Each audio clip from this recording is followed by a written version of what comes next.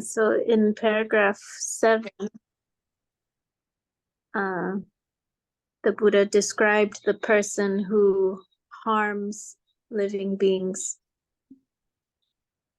So then in paragraph 8, he says, but here some woman or man is not one who harms beings with his hands, or with clods, or with sticks, or with knives. Due to having performed and completed such kammas, on the dissolution of the body after death, he reappears in a happy destination. If instead he comes to the human state, he is healthy wherever he is reborn.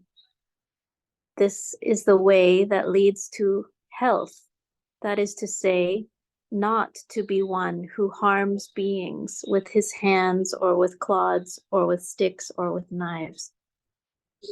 So if we don't do the action of harming living beings, then in the future we will be healthy. It's interesting because the Buddha has to say, like, if he does like this, he will appear in the unhappy destination. Or if he does like that, he will appear in the happy destination. But the other alternative, the other option, is to reappear in the human state. So it's like the human state can be either way. It can be good or it can be bad due to our action. So like there are the realms or the places that are heavenly, or that are only pleasant, happy, nice places. And then there are the unhappy states or unpleasant states, like hell realms. So, but in the human realm, we're like in the middle. So it could be this or that. So that's kind of interesting, I think.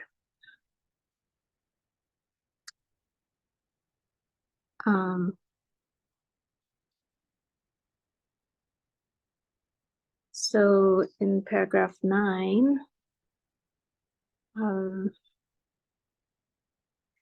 Buddha describes, here, student, some woman or man is angry, much given to rage.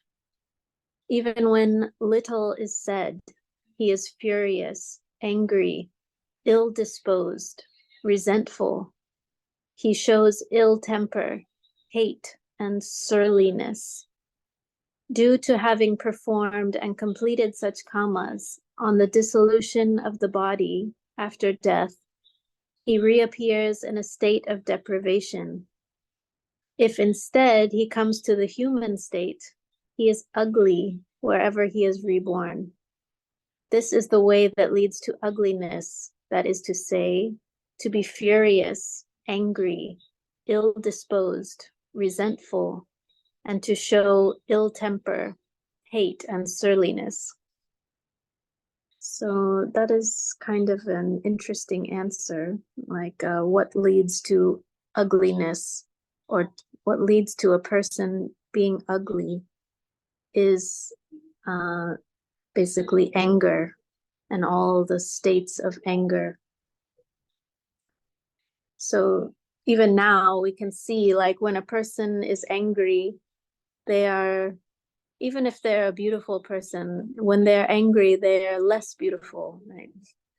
Their face may be mean and not nice, and maybe red, or not pretty.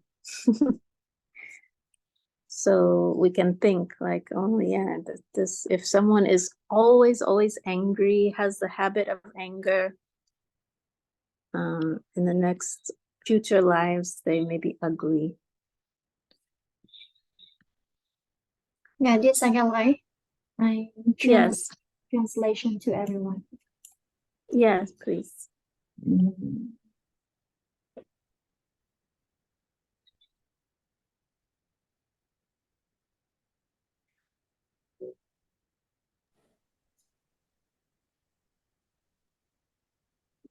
Có hai cái đoạn vừa rồi là nó nằm ở chỗ này ạ. Là nó giải thích cho cái việc là sắc xấu với sắc đẹp đó. Đó là cái diện mạo bên ngoài.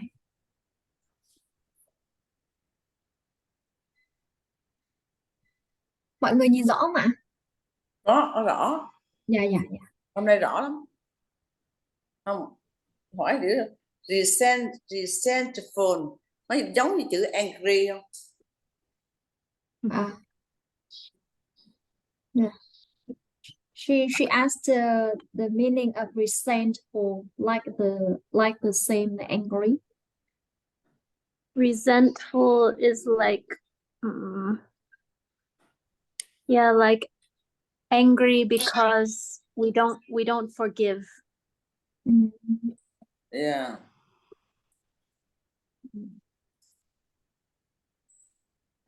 Like not forgiving.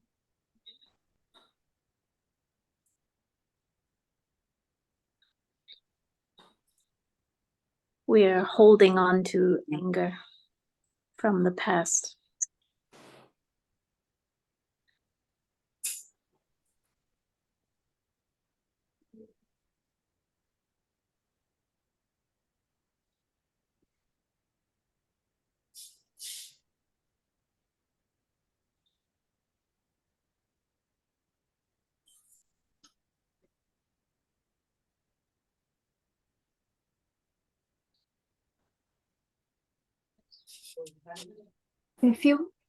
Furious.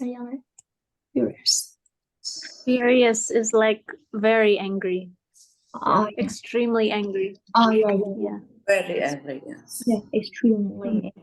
Yes.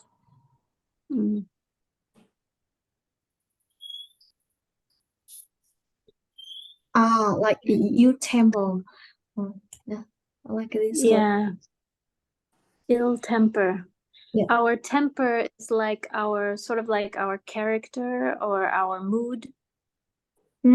So ill temper is like a bad temper. It means we have the habit to be angry, or not behaving well. Ill temper. Yeah, ill temper.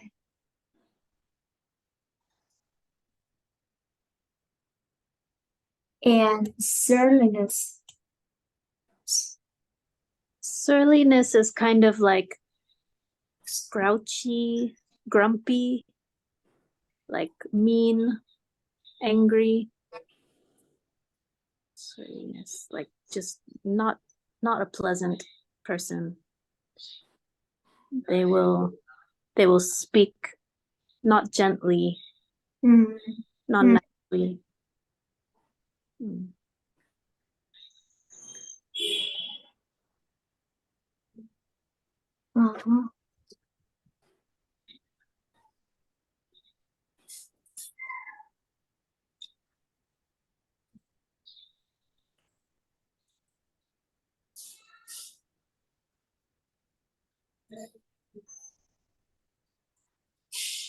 we read number 10.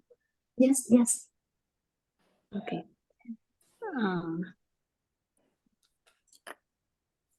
But here, some woman or man is not angry or much given to rage.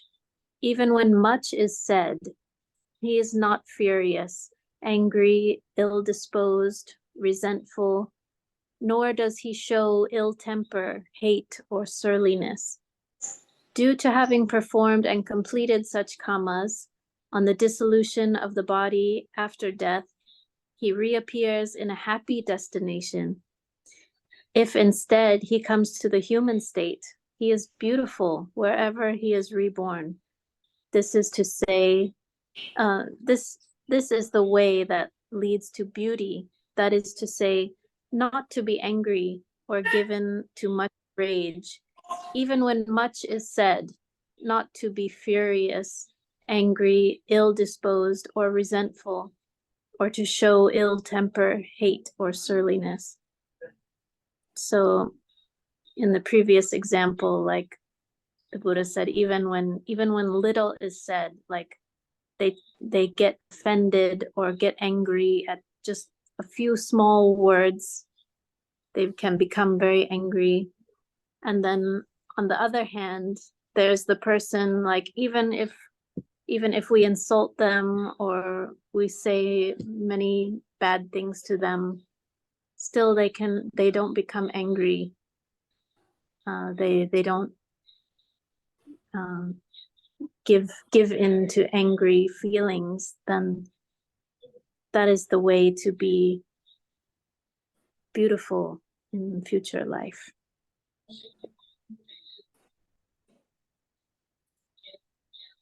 Just like Sayalay, please explain the given too much rage. Like rage is also like extreme anger, like fury or furious. Yeah, so given to rage is like easily becomes enraged.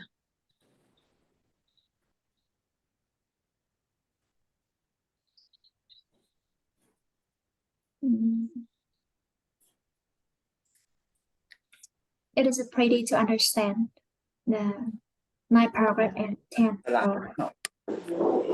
Yeah, okay. Easy to understand, you said? Yes. Okay. So in the next example, the Buddha says, here, student, some woman or man is envious. He envies, begrudges, and harbors envy about others' gains, honor, veneration, respect, salutations, and offerings. Due to having performed and completed such kammas, on the dissolution of the body after death, he reappears in a state of deprivation. If instead he comes to the human state, he is insignificant wherever he is reborn. This is the way that leads to insignificance, that is to say, to be envious, to envy, to begrudge, and harbor envy about others' gain, honor, veneration, respect, salutations, and offerings. So an insignificant person would be like someone with few friends, someone no one respects, not well known, not well loved. So the way to be born as an insignificant person is to be envious of others, to be envious of the goodness that comes to others. So whatever another person gains, or whatever honor, veneration, and respect are all kind of the same thing. Honor, veneration, respect, and salutations are kind of all the same thing. And offerings are what they get. If we're envious of others, then we'll be born in an insignificant position in life.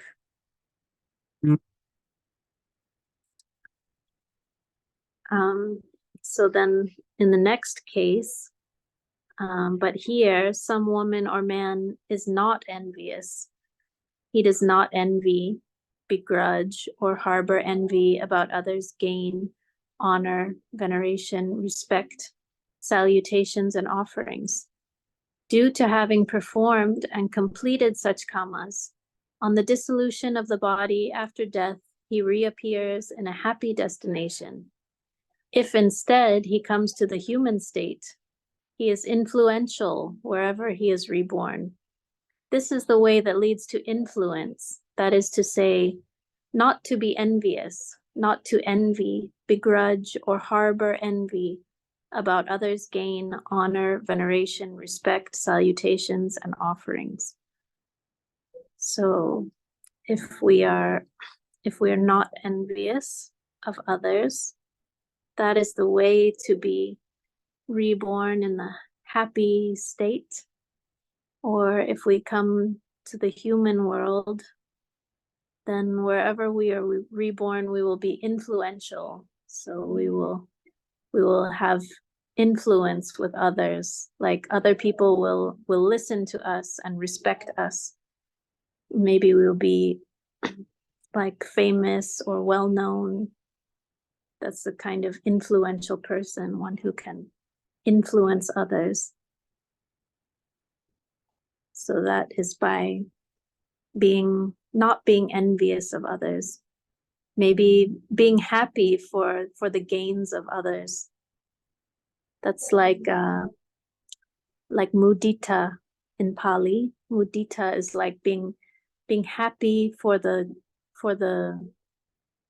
gains of others, or for being happy to see the other people get what they want or be in a good position.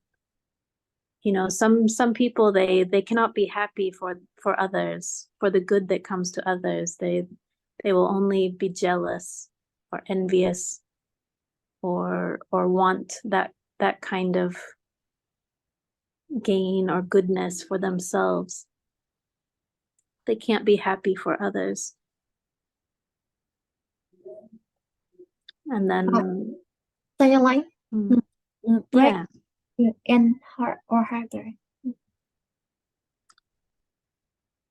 begrudge or harbor. Yes. The begrudge. Begrudge is like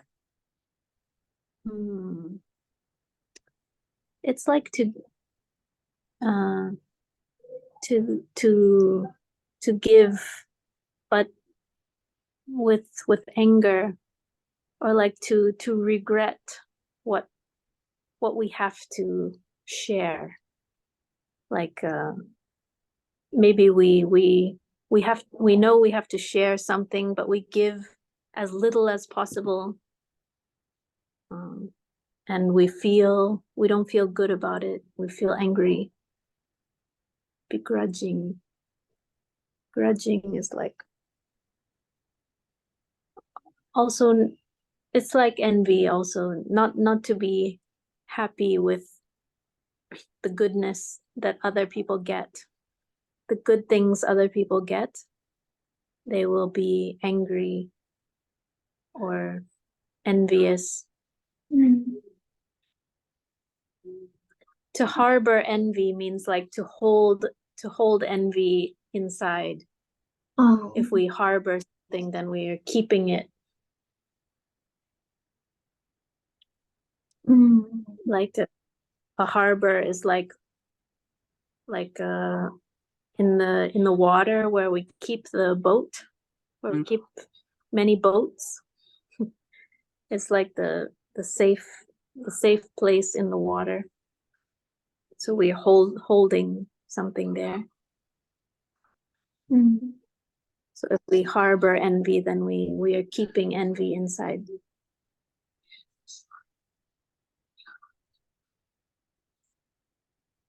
Yeah.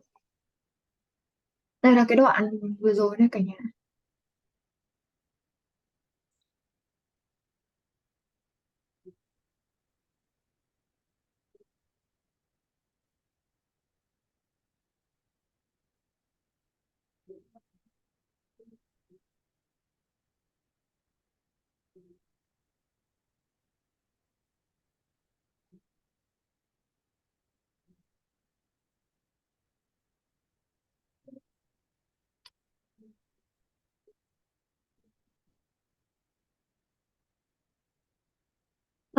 Just say like, can you explain more like the harbor envy inside, like keeping envy inside, right? Mm. Yeah, but I still don't understand the meaning yet. Mm. Yeah, Mm. keeping Uh, envy inside.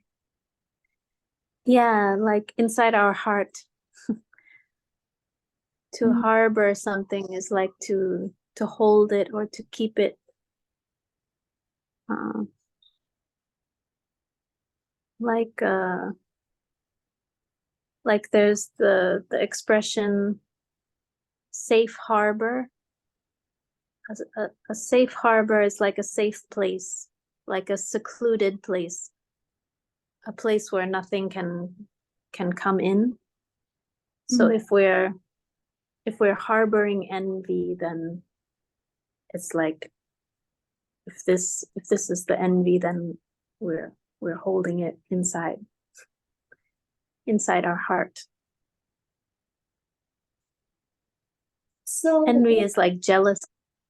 jealous. Envy is like the same as jealousy. Well, maybe not exactly the same. Envy. Yeah, I understand the when we say the he does not envy. I understand easily, but we say he harbor his envy inside. We can use another way to express like that, or different meaning or the same meaning. You could say that harbor is a verb in this case. Mm. So he can harbor his envy inside, like holding it, like begrudge or harbor envy about others' gain. Just like keeping that feeling, like not letting go. Mm-hmm. Yeah. Holding it.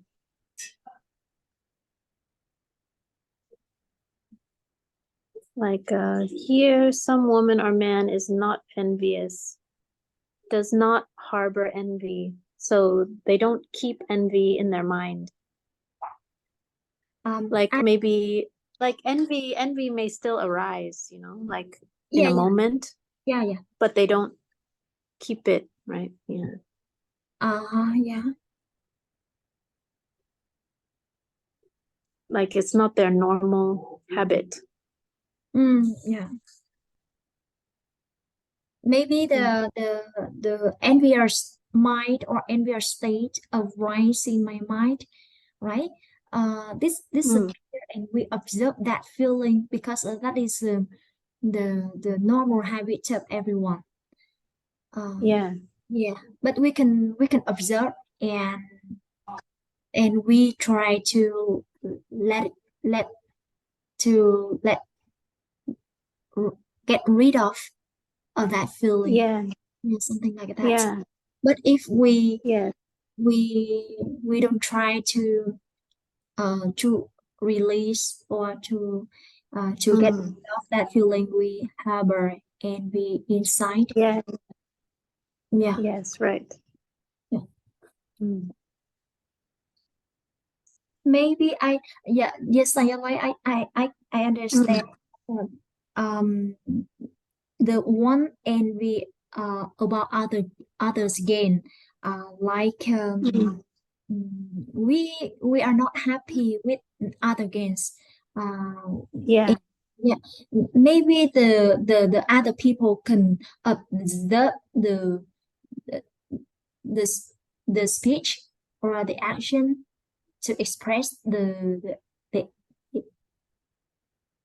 that feeling of the others, but maybe the harbor it every inside, maybe the speech maybe good, but my mind is not inside not good. Yeah, it could be. Yeah.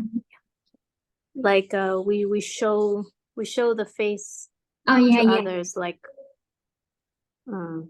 yeah, but inside we feel something like envy. We wish we had it for ourselves, and we are not happy for them to have it. Right. Yeah, Although outwardly, on the outside, we may say, "Oh, I'm so happy for you." yeah. Like bravo, congratulations.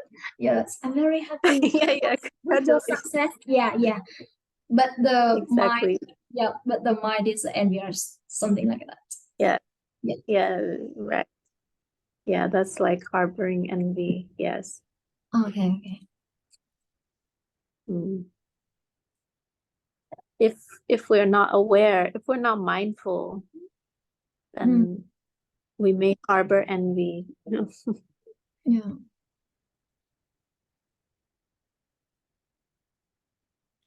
But if we're mindful and we notice that about ourselves, then we can try and replace with the real, happiness for others.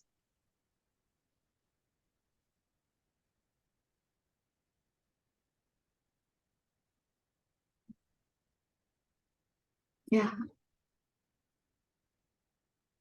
Being happy for the gain of others is one of the 4 like heavenly states of mind.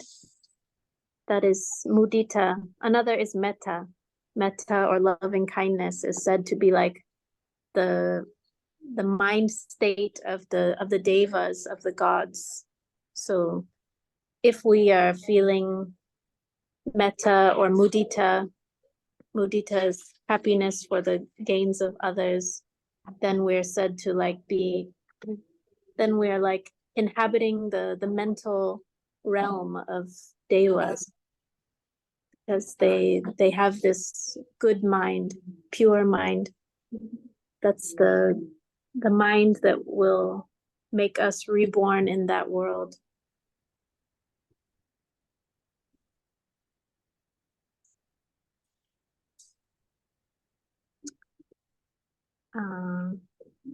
Okay, so we can see the next one is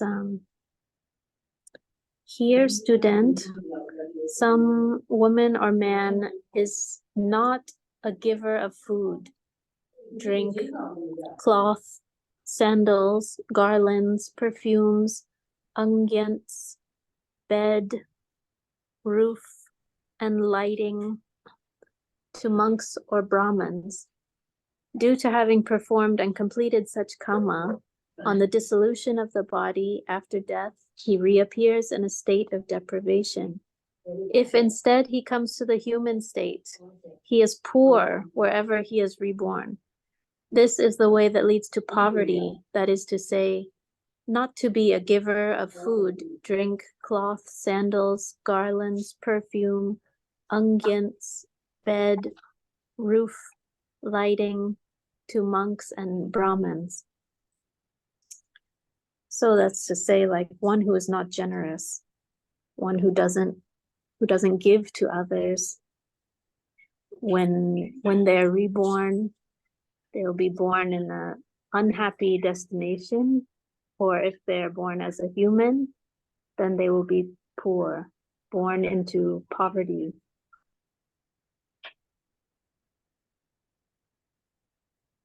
So that makes sense, like the way Sayalay often says, we get what we give.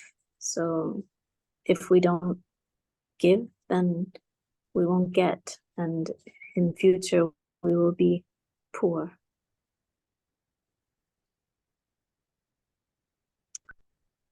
So then, but here, some woman or man is a giver of food, drink, cloth, sandals, perfumes, unguents, bed, roof, and lighting to monks and Brahmins. Due to having performed and completed such kamma, on the dissolution of the body after death, he reappears in a happy destination. If instead he comes to the human state, he is rich wherever he is reborn. This is the way that leads to riches, that is to say, to be a giver of food, drink, cloths, sandals, garlands, perfumes, unguents, bed, roof, and lighting to monks and Brahmins. Here, like the Buddha is saying specifically to monks and Brahmins. I think it would also apply to being generous in general to anyone, but I guess the greatest benefit will come from donating to monks and Brahmins at the time were the religious or holy, like priests of the time, the Buddha's time in India. So they were like the religious class in India at the time, because Buddhism was not like an established religion yet. The religion of India was the Brahmin class.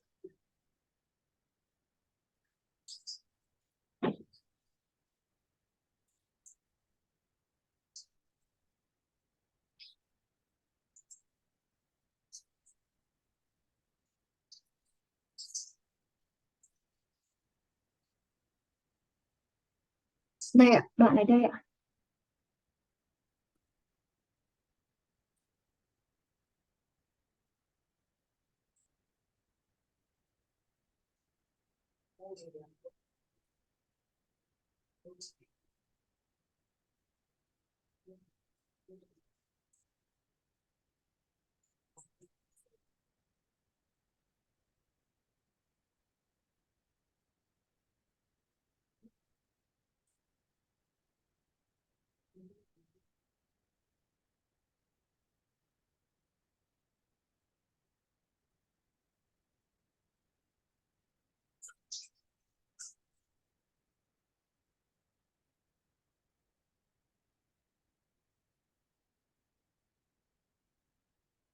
Okay.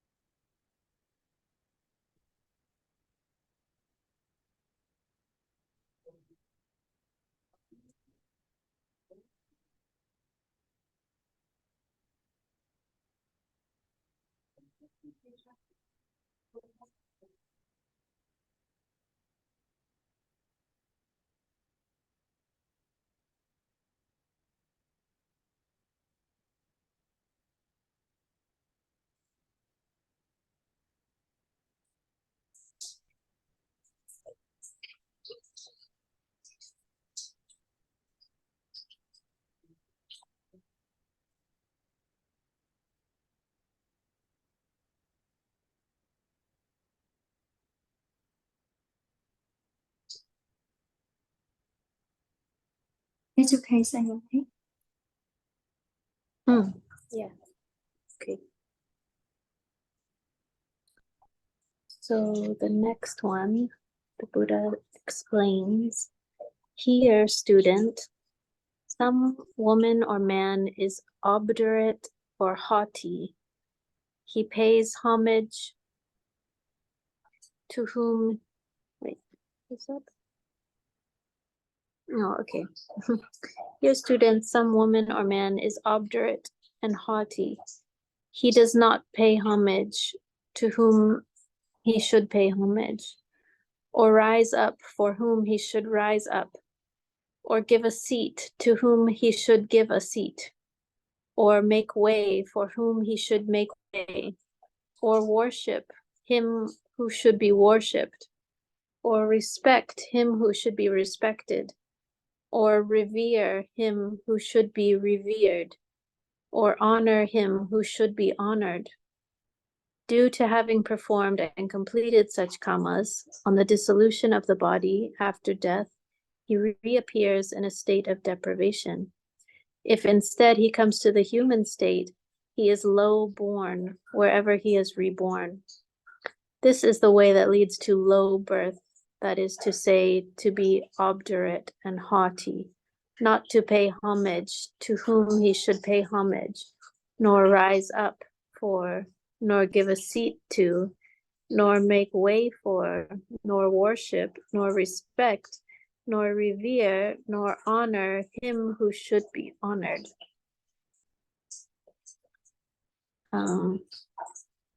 So this is basically saying that the reason one is low born, or we could say like of low class, like in India they had the class system, so they may wonder why someone would be born into the low class.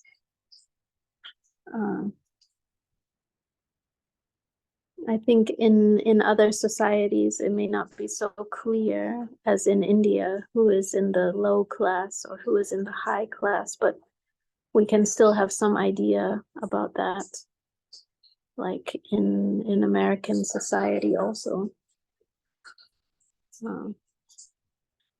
So it is because of not paying respect, not being respectful to respectable people. Being obdurate and haughty is like thinking highly of oneself, like thinking I'm above the others, so I don't pay respect to others, although they may be respectful people who should be respected. I don't pay respect. So that in future, that will make me reborn in the low birth.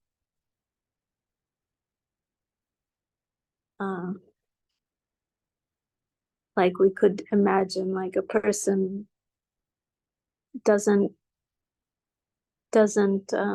speak to Sayalay respectfully, or doesn't pay respect to Sayalay. Maybe his attitude is like he is at the same level with Sayalay, and he doesn't like give the seat to Sayalay. Just as an example, that kind of behavior or action will lead to the low birth in the future, or to the state of deprivation, like unhappy destination.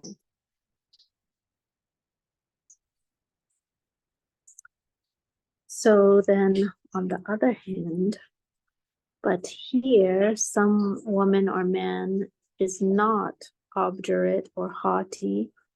He pays homage to whom he should pay homage, rises up for whom he should rise up, gives a seat to whom he should give a seat, makes way for whom he should make way, worships him who should be worshipped, respects him who should be respected, reveres him who should be revered, honors him who should be honored.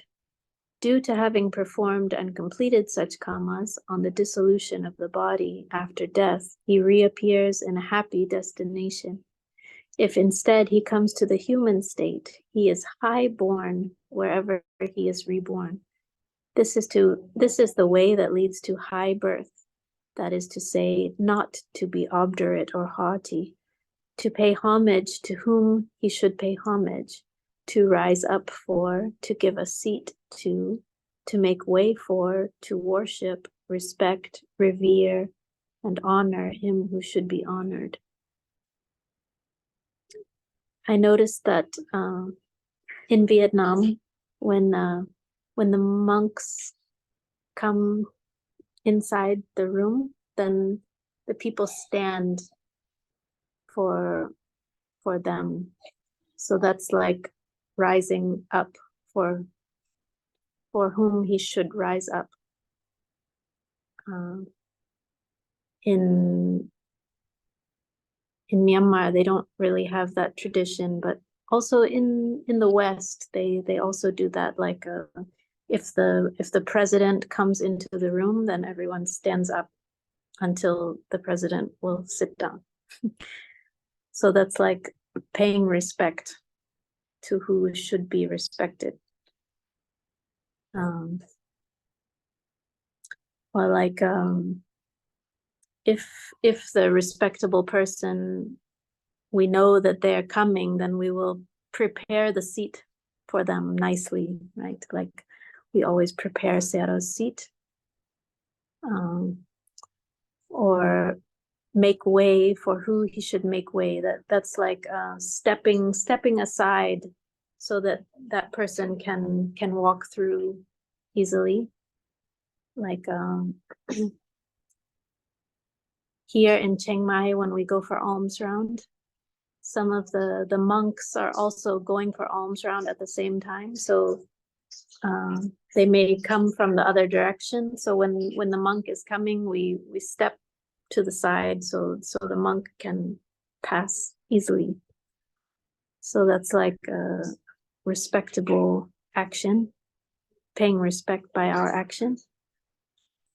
So if we do these kind of respectful actions regularly, if that's like our habit to pay respect, then in the future we will be reborn we will be highborn, or we will be born into the high class in society.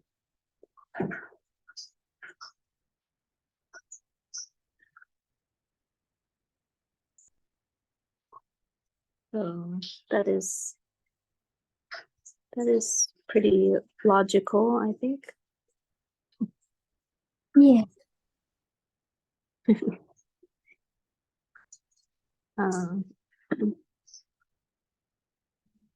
Interesting because we don't have this kind of logic in the Western world.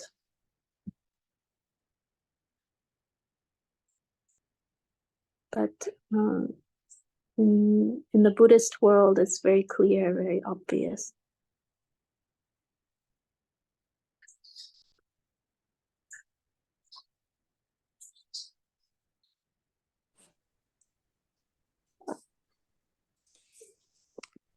Dear Sayalay,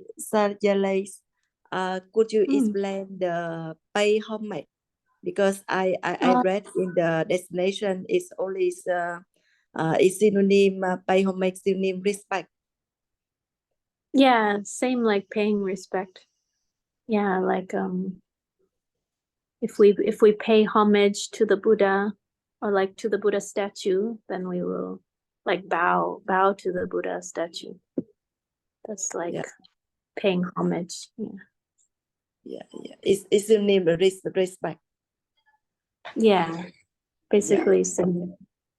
Yeah. I say thank you so much. And revere teacher. Revere. And what does it mean? Yeah. Oh yeah. Revere is basically also the same as respect, like placing someone in a high position. Yeah. And, yeah, I see. Thank you so much. Mm-hmm.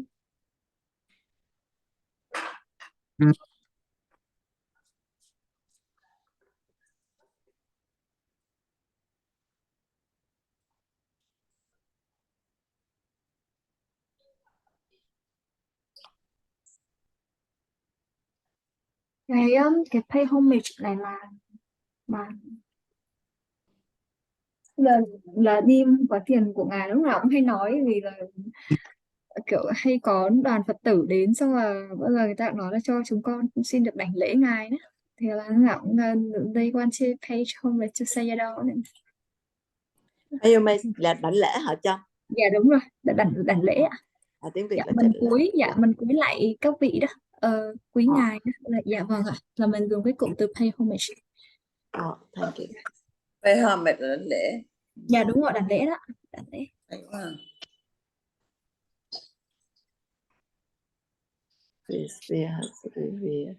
Giờ biết cái này á. Dạ chính nói. Pay homage. It's wonderful. Thank you so much. Cô khác. Các bạn giỏi không? Mình đi mình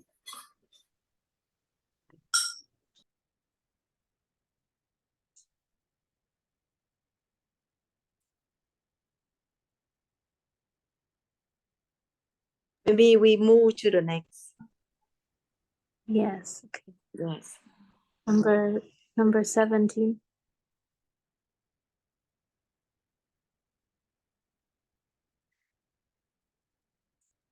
The next paragraph. Yes.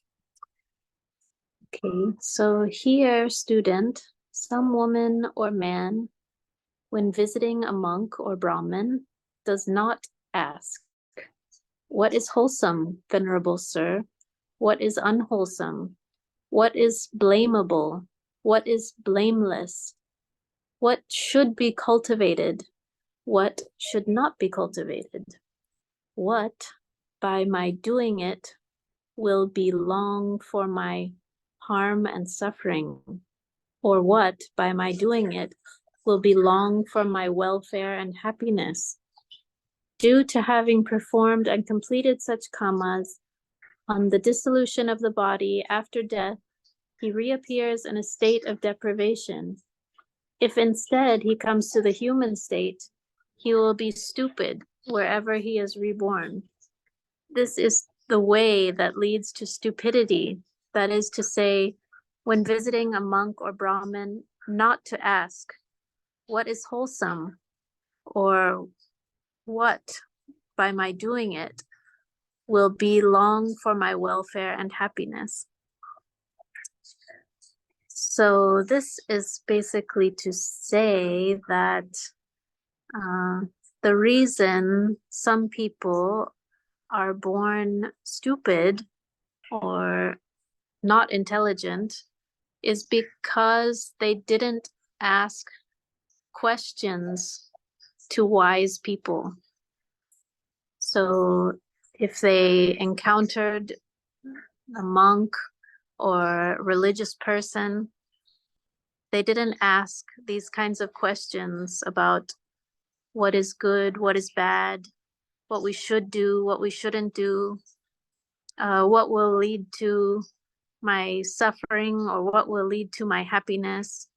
We didn't ask the wise people any of these kinds of questions. So this, the Buddha says, is what will lead someone to be reborn in an unhappy place, or if born into the human world, he will be stupid or unintelligent.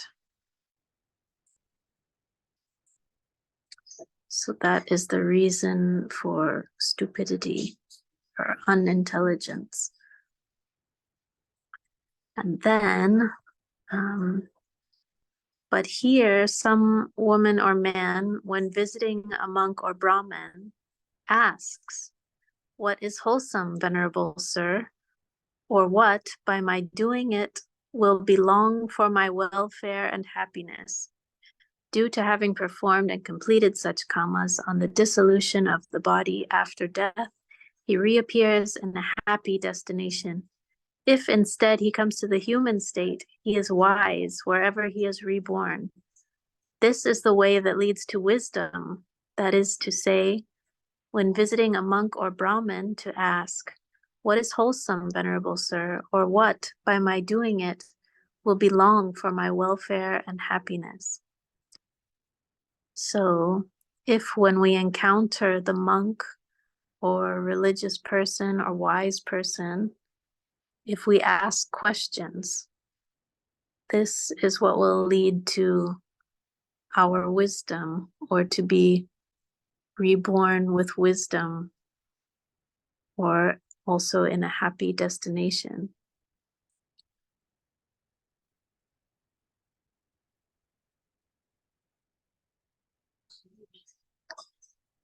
So I think that makes sense.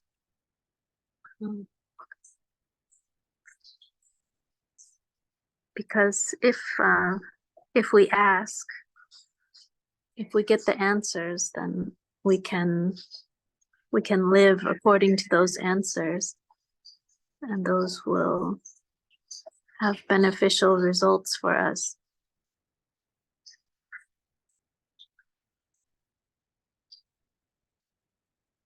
Can you explain the "we belong for" in Sayalay? We belong for. Yeah, it's a little bit strange sounding wording, maybe like sounds kind of old-fashioned. Will belong for my welfare and happiness means like, what by my doing it will lead to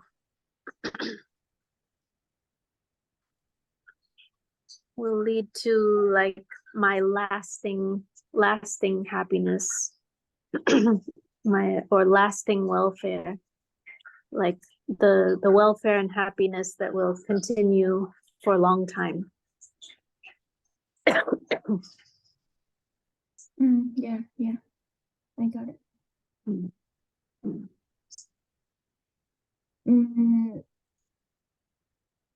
The people can ask the wise person, no, not only the monk or Brahmin, right? Yeah, I would think so. Yeah. Yeah, I think that by this example, it's like saying like the reliably wise people, the people who we can trust as having the right answers.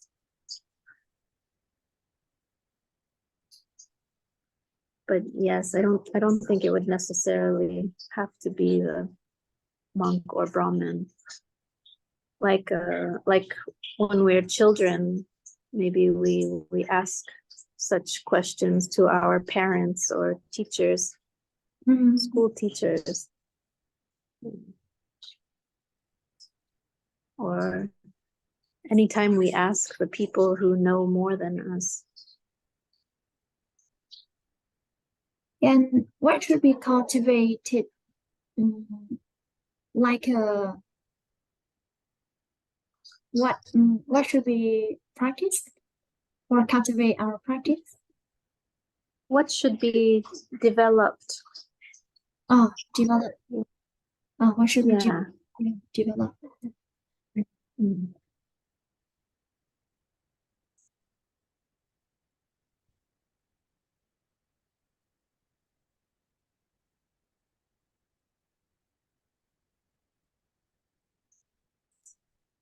Đây là đoạn tiếng Việt.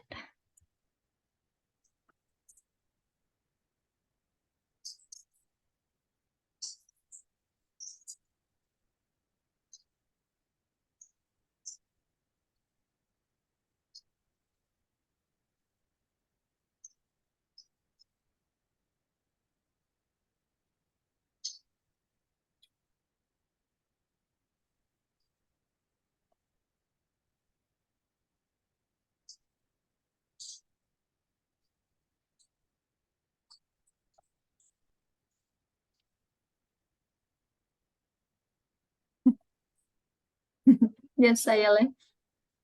It's funny. Yes. It's funny because I even came to Sayalay and asked him many questions. Yeah. And Yeah. he told sometimes.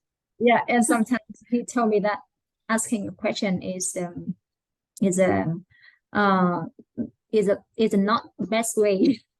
You can Oh, try to find the answer by your own find practice. by yourself, right? Yeah, Yeah, yeah. yeah, that's funny. Yeah, that's true. Yeah, yeah. That's also true.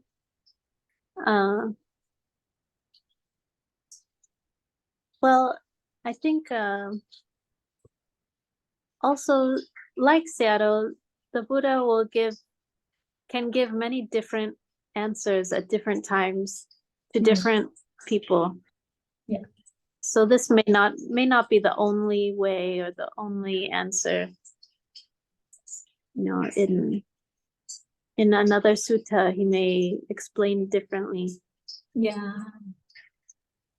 Yeah.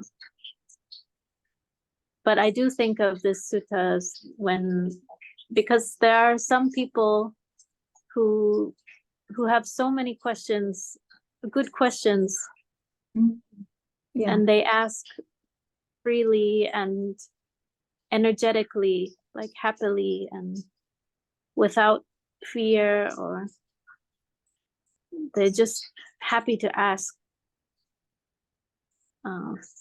And then some people more like me, very shy to ask and don't want to ask. The Sayalay said that the Vietnamese people can be able to share the individual person problems to public more than Oh yeah, Vietnamese people. yeah, Yeah. definitely. I noticed that. Yeah, that was very amazing and really, really helpful for the others. You know, really nice that people were willing to do that. I often got the feeling like Vietnamese people are like friendly with each other and like a big family. and Like not shy with each other. yeah. What'd you say? And we are patient to ask Sayadaw. I remember in the launch of the book of Sayadaw, and yeah, a woman asked Sayadaw about the Sayadaw use the phone yeah, very much, yeah, a lot. Oh yeah. Yeah. And after his answer, she continued to ask Sayadaw about the using phone, and after two questions about the using phone, she continued to ask more questions about the using phone. So I translated to her question, and Right. and I told Sayadaw, okay, now we will be back in using phone. Sayadaw, mine. Yeah. Yeah, those were really good questions and Yes. interesting answers. Yeah, I'm glad she asked like that. Yeah, she was one not afraid to ask.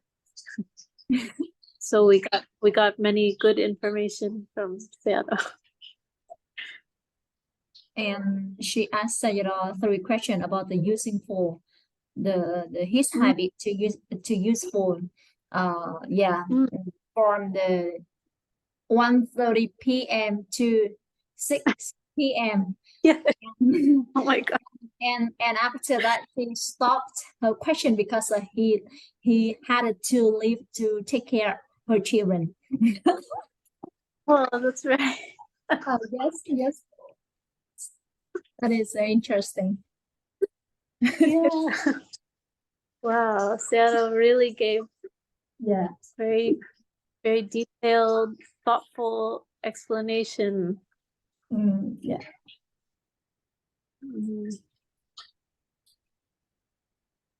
Actually, the question and answers from this retreat were the best ever. Yes. Like the way Sayadaw could answer was really like different than before. And I also see the Sayalay asked the people many questions. Yeah, that was the difference. Yeah.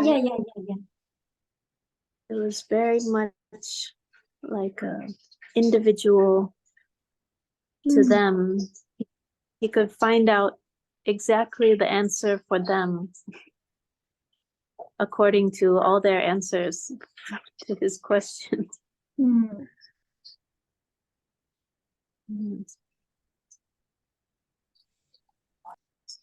Mọi người ơi, Sorry, Yeah. sorry, Sayalay. I understand that. What does it mean of the what is wholesome? What is synonym? Wholesome. Yeah. What does it mean? What is wholesome? Yeah. I know this mean in English. Yeah. Oh. In English. Yeah. Wholesome is like what is pure and good. Pure are good. Yes. Yeah. Pure and good. Yeah. And maybe unwholesome is a bad. Yeah. Yeah. I see. Thank you.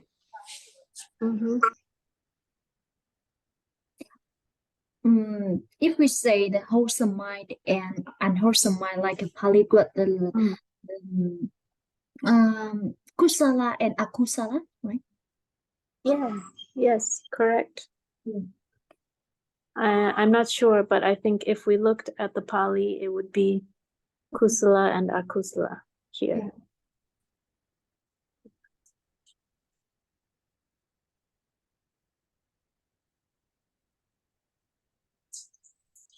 Mọi người ơi, bây giờ nó còn cái đoạn mà từ đây đến đây thì nó hết cái bài kinh này, thì bây giờ mà giờ mình học tiếp hay là mình nghỉ ạ?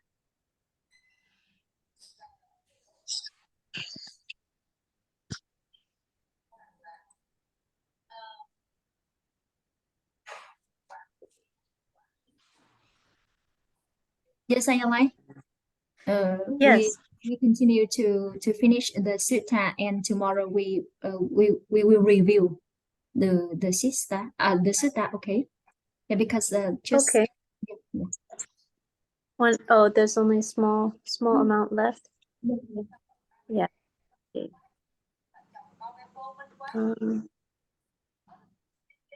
Okay, so the Buddha explains.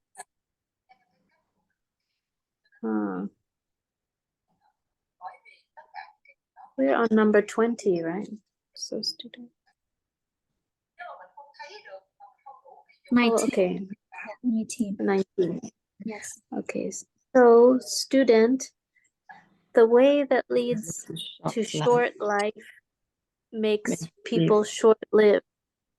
The way that leads to long life makes people long-lived. The way that leads to sickness makes people sick. The way that leads to health makes people healthy. The way that leads to ugliness makes people ugly. The way that leads to beauty makes people beautiful. The way that leads to insignificance makes people insignificant. The way that leads to influence makes people influential. The way that leads to poverty makes people poor. The way that leads to riches makes people rich. The way that leads to low birth makes people low born. The way that leads to high birth makes people high born. The way that leads to stupidity makes people stupid. The way that leads to wisdom makes people wise. So that should be pretty obvious, I guess. Beings are owners of their kammas, student, heirs of their kammas. They have kammas as their progenitor, kammas as their kin.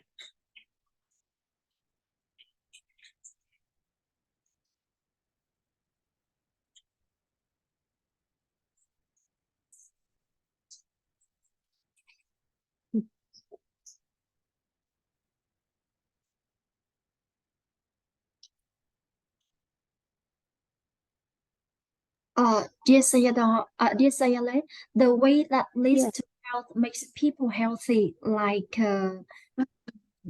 if we do the action to help or lead to the health, will make Yeah. will make us Yeah. healthy, right? Yeah, exactly.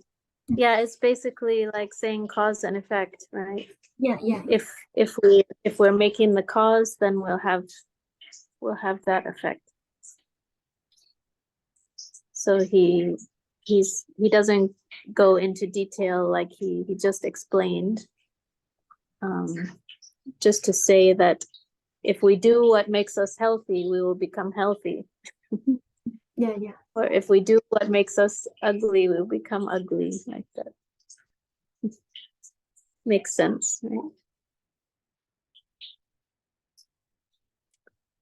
So beings are owners of their kammas, student, heirs of their kammas. They have kammas as their progenitor, kammas as their kin, kammas as their homing place. It is kammas that differentiate beings according to inferiority and superiority. So kamma is what we do. So it is what we do that will make the result or the cause for inferiority or superiority, or for better or worse. That.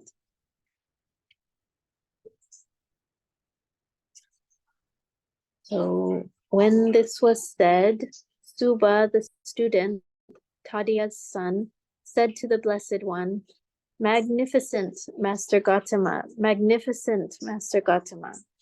The Dhamma has been made clear in many ways by Master Gautama, as though he were turning upright what had been overthrown, revealing the hidden, showing the way to one who is lost, holding up a lamp in the darkness for those with eyes to see forms.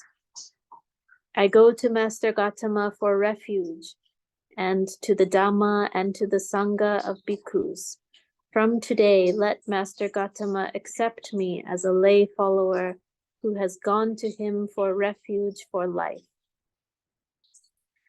So Suba, the student, is very satisfied with the Buddha's explanation, as if the Buddha has revealed what was hidden, or given the light in the darkness, showing the way to one who is lost. Magnificent. What does it mean? Magnificent is like great. Oh. That is great, Gautama. Very great. He is rejoicing for the answer. Yeah. It's okay. Đây.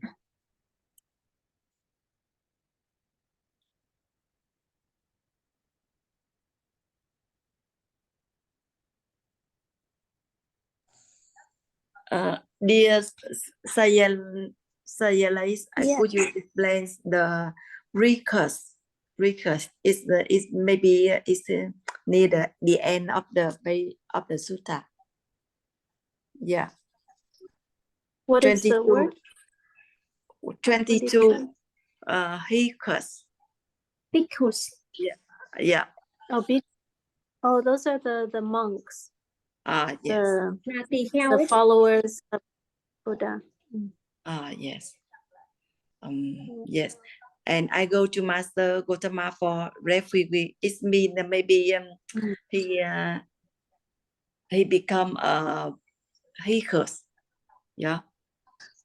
Really, it means like he will rely on Master Gautama. He will rely on the Buddha. Yeah. Yes. More than he will rely on money or some other success or material thing. Yeah, I see. Thank you so much. You're welcome.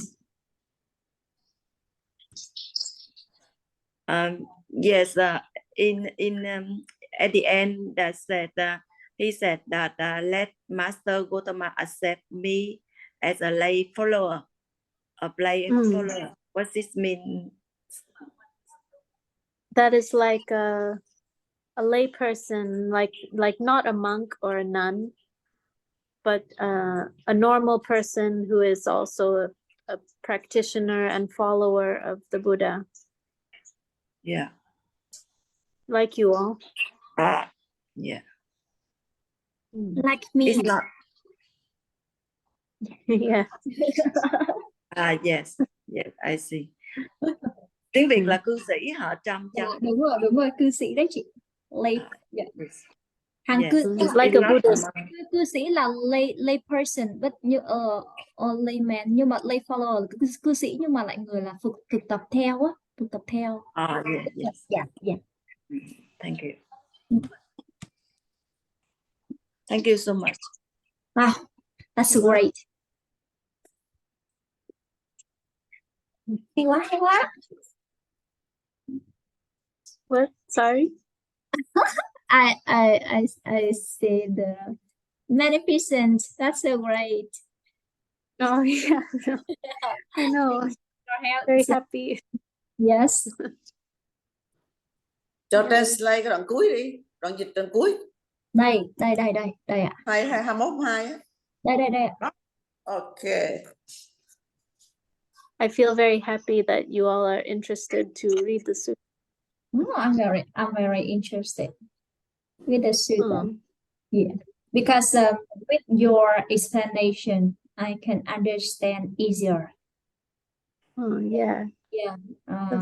We ask you about some new words or some new way to express, but you can explain the way we know before. So that's why easy to understand the meaning.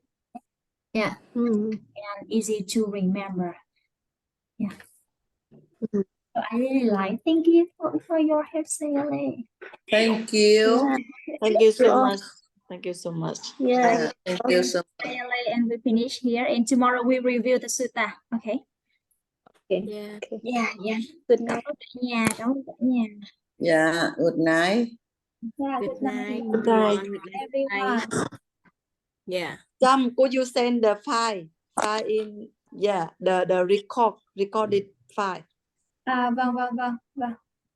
Yes. Yeah. Yes. Yes, so much. Yes.